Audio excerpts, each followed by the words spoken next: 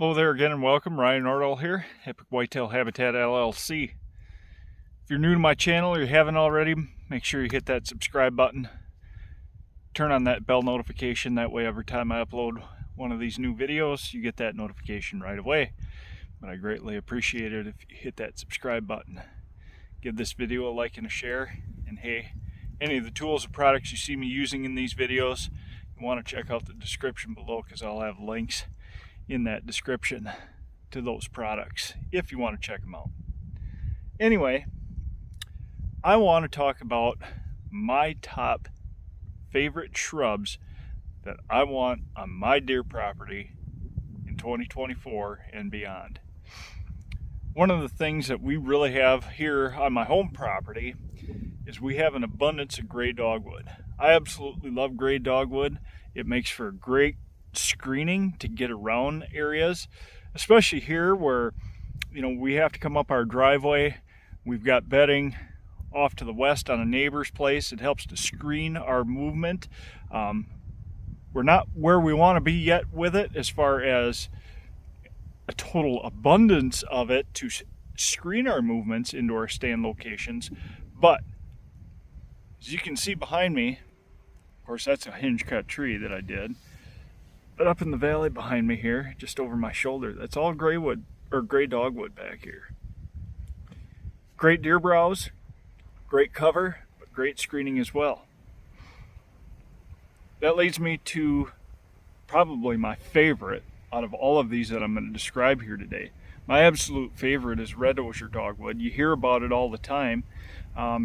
What I find with red osier dogwood though, where it's best to propagate it, especially if you're trying to propagate it from cuttings, is, now I understand that there are guys out there that do very well up in the hills, up in drier ground and everything, but I find it take off better for me in wetter areas.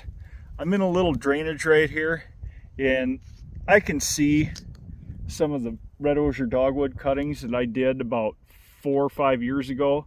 They're just finally starting to really take off now after last year. Last year they thrived because this area, believe it or not, stayed a lot wetter, even though we were extremely dry.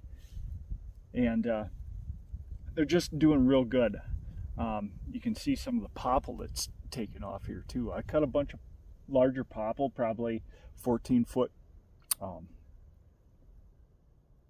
logs, if you will.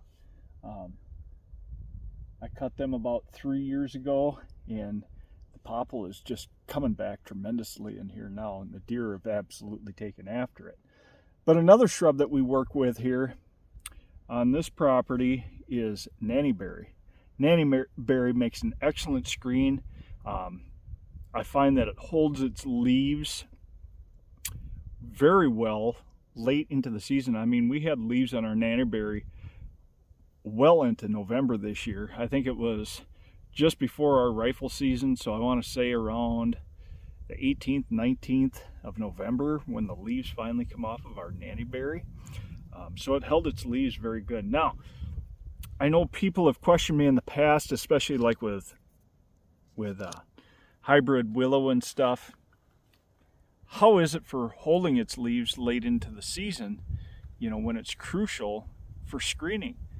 And I tell you what, they hold their leaves longer than you think, but it's the stem density. It's just like this gray dogwood that's here behind me. It's the stem density that we're looking for. You can see it up here, very dense. Makes for an excellent screen, both with the foliage and without the foliage at all. Another one of my favorite shrubs that I want on my property is elderberry. Elderberry makes great browse and great cover, but browse is number one. Here's a box elder. Now, box elder gets a bad rap as being an invasive. This is actually a whip that I took a cutting of about a month or so ago, and as you can see, I think we're going to have some success here as long as we stay wet. We're relatively wet here. We're coming off of about 1.5 inches, 2 inches of rain here in the last couple days in Wisconsin, but it's a low area here again, so that whip is taking off very well. I plugged that in back right around my birthday, so mid-March, March 17th or so. Doing very well. But another one, Highbush Cranberry. You know, some of these just are not very thought of. And I want to share them with you because I'm using them here. This is a mostly open pasture ground all the way around me. Now, I'm not getting deer to live on the property yet, but they are passing through here. But the things we're doing are working. All these red pine up above me here, you know, not the most desirable for cover, but it's giving me some structure of some type. It's giving the deer some security right now when they do come into the property. We're starting to get some height out of them. I was just up there a little bit ago. Those trees have really taken off. I think I planted them as well in 2019, in the spring of 2019. They were given to me by the DNR. They were just given to me, so of course I'm going to take them when they're given to you like that. They're doing very well. They're getting up 7-8 feet tall now, so they're creating some security structure. We're changing some things up this year on this property a little bit as far as green food sources, maybe even some grains. We're going to incorporate some dirty bird from Domain Outdoor, some green sorghum, soybeans as well, because around here we've got a lot of Amish around here. We've got some conventional farmers, English farmers too around here. Their crops come off at the end of October, beginning of November. So we start getting into November through December and into January. There isn't a lot for ag food sources around here. We control the food, we're going to control the deer movement in here. This has been great. We've had some great deer around here this year. One experience I had this past season was with my 7-year-old.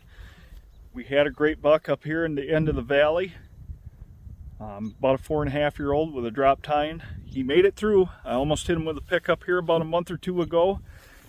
So it was nice to see that he made it through. He was still holding his antlers at that time. But we're excited about what we've got going this year. But I wanted to share that with you. Some of my top favorite shrubs are for whitetail. So I hope you found it helpful. There's still time to get some of these shrubs ordered and delivered to you and get them in the ground yet this spring.